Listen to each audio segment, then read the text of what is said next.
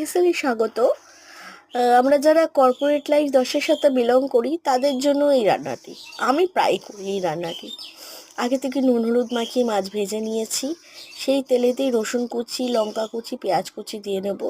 ভালো করে ভেজে নিয়ে তাতে অ্যাড করব নুন হলুদ, সেটা আরও ভালো করে ভাজবো। এবার ভাজা মাছটা এর মধ্যে দিয়ে নেব।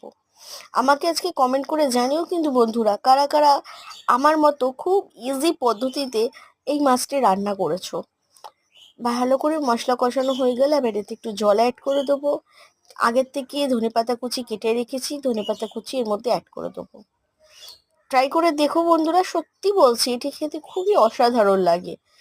এত অল্প সময়ে রান্নাটি তৈরি হয় না, আমাদের খুব ইজি হয়, কারণ কি নিজেদের জন্য অফিসের পরে একটু সময় বার করতে পারি।